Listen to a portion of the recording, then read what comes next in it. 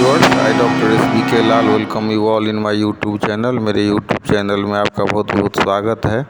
आज हम आपके लिए लेकर के आए हैं ऊर्जा के प्रकार और विभिन्न प्रकार के ऊर्जा की थोड़ी सी चर्चा करने के बाद हम इसके लिए मैथमेटिकल एक्सप्रेशन निकालेंगे, ऐसा इक्वेशन जिसके माध्यम से गतिज ऊर्जा को और स्थितिज ऊर्जा को व्यक्त किया जाता है।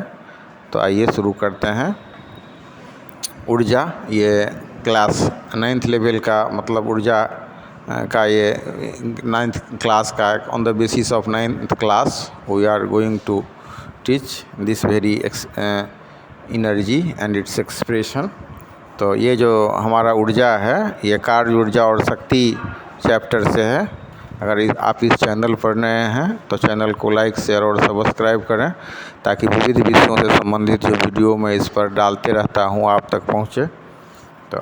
तो इससे पहले मैंने कार्य के बारे में वीडियो डाला था कि बल और बल के दिशा में तय की गई दूरी के गुणनफल को कार्य कहते हैं। और हम लोगों ने ये भी देखा था कि W बराबर Fs, जहाँ W किया गया कार्य हो गया, F4 हो गया फोर्स, S हो गया बल के दिशा में तय की गई दूरी। हमने ये भी देखा कि कार्य का मात्रक जूल होता है।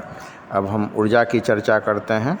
तो वस्तु में जो कार्य करने की क्षमता होती है तो यह कहा जाता है कि वस्तु में ऊर्जा है। या मतलब अगर परिभाषा की बात करें तो कार्य करने की क्षमता को ऊर्जा कहते हैं। और ऊर्जा का भी वही मात्रक है जो मतलब कार्य का मात्रक है, अर्थात जूल है। और ऊर्जा के बहुत सारे रूप हैं, जैसे मतलब गतिज ऊर्जा, स्थितिज ऊर्जा, प्रकाश ऊर्जा, ध्वनि ऊर्जा, ताप ऊर्जा, विद्युत ऊर्जा, रासायनिक ऊर्जा, बहुत सारे रूप हैं। लेकिन यहाँ पर हम गतिज ऊर्जा और स्थितिज ऊर्जा के लिए व्यंजक प्राप्त करेंगे। तो एक इम्पोर्टेंट स्टेज ये है कि गतिज ऊर्जा और स्थितिज ऊर्जा के योग को हम यांत्रिक ऊर्जा कहते हैं। मतलब जब अगर यांत्रिक ऊर्जा निकालना हो तो काइनेटिक एनर्जी और पोटेंशियल एनर्जी को हम ऐड कर देते हैं, जोड़ देते हैं। अब चर्चा करते हैं गतिज ऊर्जा का। गति के कारण काम करने की जो क्षमता होती है उसे हम गतिज ऊर्जा कहते हैं। अंग्रेजी में गतिज ऊर्जा के लिए शब्द है पोटेंशियल एनर्जी और इसको EK से लिखा जाता है।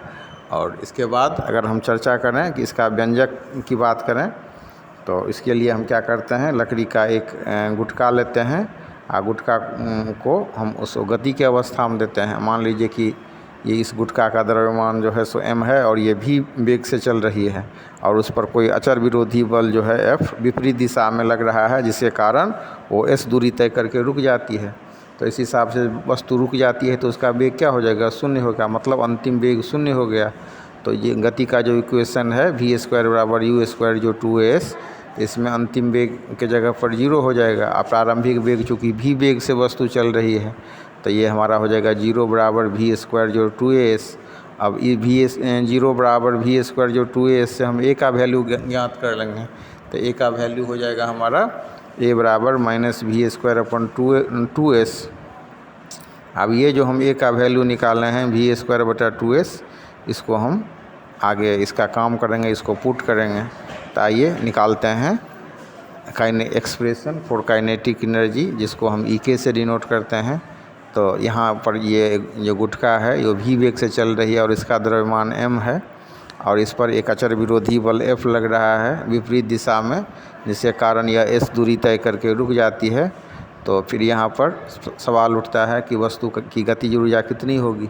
तो वस्तु की जो यहाँ गतिज ऊर्जा हो जाएगी, जिसको हम EK से डिनोट करते हैं, EK से व्यक्त करते हैं, तो उसको हम लिख सकते हैं EK बराबर वस्तु रुकने से पहले वस्तु द्वारा बल के विरुद्ध किया गया कार्य।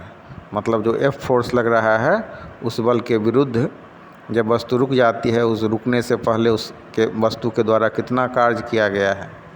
और कार्य बराबर हम जानते हैं कि Fs होता है। तो फिर हम इसको यहाँ पर लिखेंगे। F का वैल्यू जानते हैं हम कि मतलब ma होता है। तो हमारा फार्मूला बनेगा EK बराबर विराम में आने से पहले वस्तु द्वारा बल के विरुद्ध किया गया कार्य, या मतलब रुकने से पहले वस्तु द्वारा बल के विरुद्ध किया गया कार्य। तो कार्य बराबर होता है F × S, F बराबर होता है ma। तो ये EK बराबर हो गया Fs, Fs बराबर हो गया MAS। और अब जो है a का वैल्यू हम निकाल रहे हैं v² बटा 2s। तो इस वैल्यू को हम पुट कर देंगे। तो इक्वेशन बन जाएगा हमारा ई के बराबर एफ एस बराबर एस बराबर एस इंटू वी स्क्वायर बटा 2s। तो अब भी एस से एस कैंसिल हो जाएगा, तो हमारा इक्वेशन का जो फॉर्म हो जाएगा mv² बटा 2। तो इसको हम लिख सकते हैं ऐसे, जो ई के बराबर हो गया एफ एस बराबर हो गया एस, क्योंकि एफ बड़ा का मान होता है ना ma, तो इक्वेशन का रूप क्या हो जाएगा एफ एस बराबर एस, एस का वैल्यू क्या हो जाएगा, ये एस को हम एस के रूप में लिखते हैं। अभी का मान जो अभी हम निकाले हैं v² बटा 2s, तो इसको हम पुट कर देंगे, तो ये हो जाएगा हमारा एस इंटू v² बटा 2s। इसमें से 1/2 को हम बाहर कर लेंगे, तो हम लिख सकते हैं ई के बराबर 1/2 mv²। अब इसी हिसाब से हम स्थितिज ऊर्जा का भी व्यंजक निकाल सकते हैं। इसमें जो है वस्तु चल रहा है क्षैतिज एक सरल रेखा में गति कर रही है। स्थितिज ऊर्जा में क्या होता है, तो इसमें जो वस्तु को हम ऊपर से नीचे गिरने के लिए छोड़ देते हैं और फिर उसका व्यंजक प्राप्त करते हैं। तो इस हिसाब से हम स्थितिज ऊर्जा के लिए भी व्यंजक प्राप्त कर सकते हैं।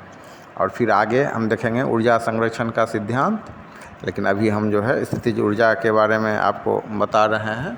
तो स्थितिज ऊर्जा क्या होता है, किसी वस्तु को उसकी स्थिति या आकृति में परिवर्तन के कारण जो कार्य करने की क्षमता होती है, उसे उस वस्तु की स्थितिज ऊर्जा कहते हैं। मतलब वस्तु का मतलब ऊंचाई अभी मान लीजिए 0 है, कोई वस्तु धरती पर रखी हुई है 0 ऊंचाई पर है, तो उसका पोटेंशियल एनर्जी 0 होगा। आज जितना अधिक ऊंचाई पर हम उसको उठाएंगे उसका पोटेंशियल एनर्जी बढ़ता चला जाएगा। अब पहाड़ पर जो है पानी रखा रहता है और उस पानी को हम गिरने के लिए छोड़ देते हैं, तो गिरने छोड़ देते हैं, तो फिर उसके द्वारा टरबाइन सब चलता है ना, विद्युत ऊर्जा बनाने के लिए। जब जो हाइड्रो इलेक्ट्रिसिटी प्लांट होता है, जल विद्युत संयंत्र होता है, तो उसमें हम क्या करते हैं, वो पहाड़ पर जो पानी पहाड़ से गिरता रहता है उसी का उपयोग तो विद्युत बनाने में करते हैं। तो पोटेंशियल एनर्जी को हम ईपी से लिखते हैं, इसका फुल फॉर्म होता है पोटेंशियल एनर्जी। तो स्थितिज ऊर्जा का अंग्रेजी हो गया पोटेंशियल एनर्जी, और इसको हम लिखते हैं ईपी से। और परिभाषा की बात करें तो स्थिति या आकृति में परिवर्तन के कारण जो कार्य करने की क्षमता होती है उसे हम वस्तु की स्थितिज ऊर्जा कहते हैं। अब कोई वस्तु है और उसको हम h ऊंचाई पर ले जाते हैं, तो उसका जो पोटेंशियल एनर्जी हो जाएगा वो होगा mgh। अगर वो 0 ऊंचाई पर है, when h is equal to 0, then its potential energy will be 0।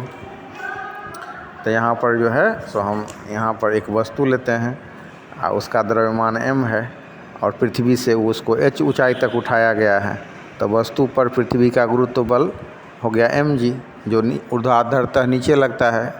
अब फिर यहाँ पर g क्या हो गया, तो g हो गया गुरुत्व, तो त्वरण m क्या हो गया, तो वस्तु का मास। तो गुरुत्व बल के विरुद्ध किया गया कार्य क्या होगा, फिर वही परिभाषा F इंटू एस। तो यहाँ पर F के जगह पर F लिखेंगे, दूरी के जगह पर जो कितना दूरी जितना ऊंचाई से पर वस्तु को उठाया गया है या जितना ऊंचाई से वस्तु को गिरने दिया गया है वही हो जाएगा दूरी। तो इसका वैल्यू हो जाएगा h। और बल क्या यहाँ पर क्या होता है, बल बराबर होता है ma। तो बल बराबर जो ma होता है तो a के जगह पर हो जाएगा g। तो इस हिसाब से हो जाएगा W बराबर मतलब फोर्स इंटू h, और फोर्स का वैल्यू हो जाएगा ma। तो इक्वेशन हो जाएगा mAh। a के जगह चूँकि गुरुत्वीय त्वरण है तो a हो गया त्वरण, a फॉर एक्सीलरेशन, और यहाँ पर जो हमारा त्वरण है वो ग्रेविटेशनल एक्सीलरेशन है। तो फोर्स इंटू जो दूरी है, बल गुने दूरी की मान की बात करेंगे तो ये हो जाएगा mgh। मतलब कार्य का वह परिमाण वस्तु और पृथ्वी के निकाय में स्थितिज ऊर्जा के रूप में संचित हो जाएगा। तो निकाय का सिस्टम का स्थितिज ऊर्जा हो जाएगा EP बराबर mgh। इसे हम गुरुत्वीय स्थितिज ऊर्जा ग्रेविटेशनल पोटेंशियल एनर्जी कहते हैं। अब गुरुत्वीय स्थितिज ऊर्जा वस्तु पृथ्वी निकाय का संयुक्त गुण है, न कि किसी एक वस्तु का। अब वस्तु और पृथ्वी की दूरी जितनी होगी, मतलब जितनी ऊंचाई पर वस्तु होगी उसका पोटेंशियल एनर्जी उतना ही ज़्यादा हो जाएगा। अब मतलब किसी वस्तु को किसी ऊंचाई पर स्थितिज ऊर्जा भूमि या तल द्वारा हमारे चुने गए शून्य तल पर निर्भर करता है। अब शून्य तल से उसकी दूरी कितनी है, तो इसी हिसाब से हम उसका पोटेंशियल एनर्जी निकाल सकते हैं। अब किसी वस्तु के लिए दी हुई स्थिति के लिए एक तल के सापेक्ष स्थितिज ऊर्जा का एक विशेष मान हो सकता है, तो दूसरे तल के सापेक्ष स्थितिज ऊर्जा का कोई दूसरा मान हो सकता है। मतलब ये हो गया कि धरती से अगर h ऊंचाई पर वस्तु को ले रहे हैं और धरती के लेवल को हम 0 मान रहे हैं, तो उसके सापेक्ष में अगर हम पोटेंशियल एनर्जी का कैलकुलेट करें तो वो माने h ऊंचाई के लिए हो जाएगा। और मतलब अगर ऐसा है कि आनत तल को हम 0 नहीं मान करके उसके 1 फीट नीचे से उसको 0 लेवल माने तो हो जाएगा h+1 हो जाएगा। तो इस हिसाब से दोनों का जो है पोटेंशियल एनर्जी जो हम कैलकुलेट करते हैं उसमें वेरिएशन हो सकता है।